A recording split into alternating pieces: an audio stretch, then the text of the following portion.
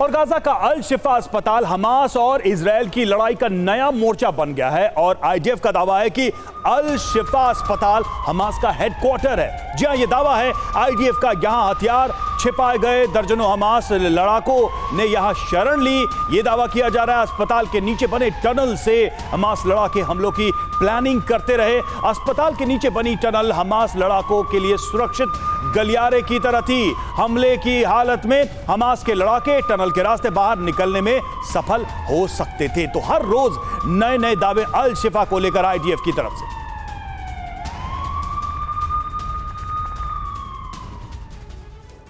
तो इजराइल का दावा है कि अल शिफा अस्पताल से हमास अपनी गतिविधियां चला रहा है। आईडीएफ ने अल शिफा अस्पताल के उन हिस्सों को चिन्हित किया जिसमें हमास का ऑपरेशन चल रहा था। जल्दी से नजर डालते हैं जो मैप सामने आया और जिसमें उन्होंने चिन्हित किया अल शिफा के उस एरिया को। अल शिफा हॉस्पिटल का इस्तेमाल हमास के वॉर सेंटर की तरह किया जा रहा था। यह देखिए एक स्टैंडर्ड मैप है अल शिफा अस्पताल का और उसमें फिर आईडीएफ की तरफ से बताया गया है कि कहां कहां क्या हो रहा था। आप देखिए, अगर इस पूरे मैप को अगर ध्यान दें तो ये जो ऊपर का हिस्सा आप देख रहे हैं, यहां पर अंडरग्राउंड कॉम्प्लेक्स होने की बात कही जा रही थी। हमास का अंडरग्राउंड कॉम्प्लेक्स, ये सारा एरिया जहां पर नीचे यानी कि टनल के माध्यम से नीचे हमास के लड़ाके मौजूद रहते थे और वहीं से वो ऑपरेट करते थे। उनका हाइडिंग प्लेस था, हाइड आउट था उनका। और हमास का कमांड एंड कंट्रोल सेंटर यहां पर इस जगह पर हॉस्पिटल के इस एरिया में मौजूद था।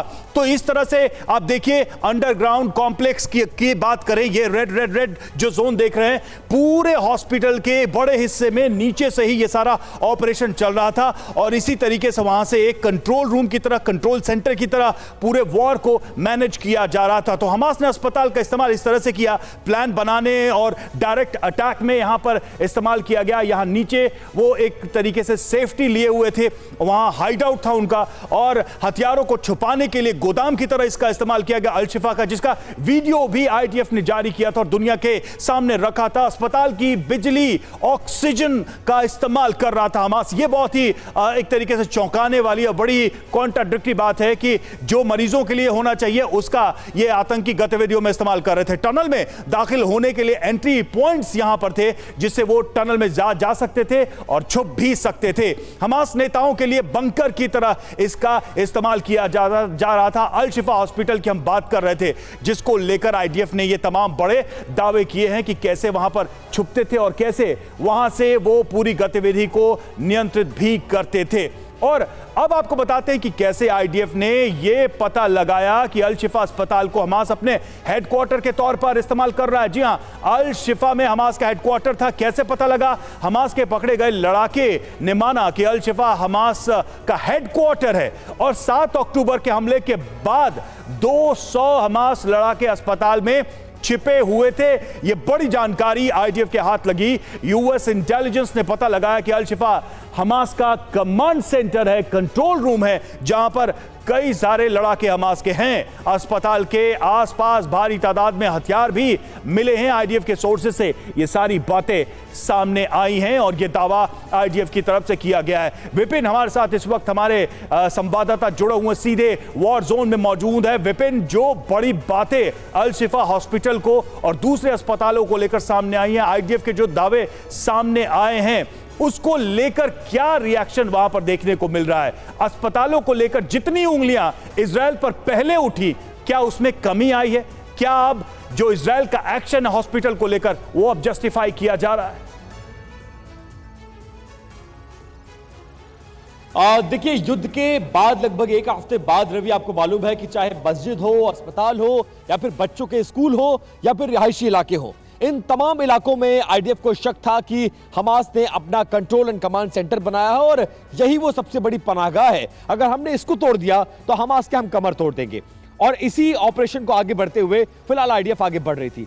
अल शिफा अस्पताल, रद्दसीसी अस्पताल और समेत तमाम जो अस्पताल हैं उनके बेसमेंट्स में शक था, लेकिन अभी तक कोई बहुत बड़ा साक्ष्य पेश नहीं कर पाई है। हालांकि इन अस्पतालों को ध्वस्त कर दिया गया है। अस्पताल अल शिफा की अगर बात करें तो पूरी तरह से घेर जरूर लिया गया है। आज भी 8-9 हजार लोग उसमें हैं और हमास के लड़ाकों को ढूंढ ढूंढ कर मारा जा रहा है। लेकिन जो साक्ष्य और सबूत की बात थी, जिस तरह का कमांड एंड कंट्रोल सेंटर होने की बात कही गई थी, उससे रिलेटेड अभी तक कोई बड़ा साक्ष्य और सबूत दुनिया के सामने नहीं आ पाया है। कुछ एक हथियार, कुछ छोटे मोटे टनल्स, इसकी तस्वीरें उन्होंने जरूर दिखाई हैं, लेकिन वो बड़ा सबूत जो ये बताता हो कि इतना बड़ा कमांड एंड कंट्रोल सेंटर, इतना बड़ा लॉजिस्टिक सेंटर, इतना बड़ा हथियारों का, बारूद का गोदाम, ऐसा कुछ भी कैमरे के सामने नहीं आया। इसीलिए अब यह ऑपरेशन नॉर्थ गाजा से शिफ्ट होकर रवि जा रही है साउथ गाजा की तरफ, क्योंकि शक है कि सबको समय रहते हुए शिफ्ट कर दिया गया, लिहाजा अब ऑपरेशन साउथ गाजा में चलाने की जरूरत है। तो वहां ऑपरेशन शुरू कर दिया गया है। खान यूनिस इलाके जैसे है, वहां पर पर्चे गिराए जा रहे हैं और बिल्कुल और लोगों को पहले से ही चेतावनी दी जा रही है कि अब ऑपरेशन शुरू होने वाला है। सुशील सर, अब एक फंडामेंटल सवाल यहां पर यह उठ रहा है, एक बेसिक सवाल यह उठ रहा है कि अभी तक जितने प्रमाण इजरायल ने रखे हैं दुनिया के सामने अपने ऑपरेशन को लेकर, क्या उसके ऑपरेशन, उसके वॉर या उसकी जो भी अभी तक की युद्ध नीति है, उसको कहीं से भी एक ग्लोबल वैलिडेशन देने में मदद कर पा रहे हैं? आप क्या देख पा रहे हैं उसको? रवि जी, बात यह है कि जब लड़ाई होती है जैसे कि अभी इस वक्त चल रही है, तो उसमें सच्चाई का और झूठ का बहुत मुश्किल होता है, उसमें समय लगता है निकलने में।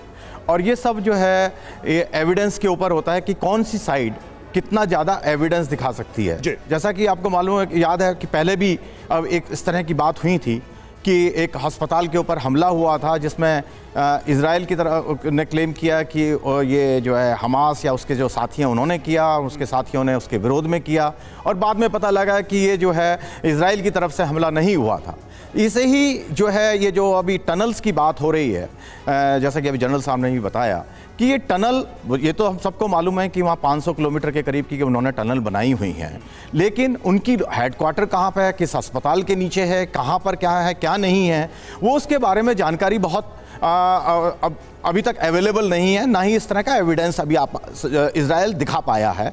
केवल यूएसए और इजराइल, ये दो देश हैं जिन्होंने इसके बारे में कहा है कि वहाँ पे टनल है और उनका हेडक्वार्टर है, वहाँ से लोगों को पकड़ा गया है। लेकिन हमास, वो तो जाहिर सी बात है कि वो मानेंगे नहीं, लेकिन कुछ डॉक्टर्स हैं जिनका किस न्यूज़ चैनल ने इंटरव्यू लिया है, उन्होंने भी कहा है कि वहाँ पे हमने उनका हेडक्वार्टर नहीं देखा।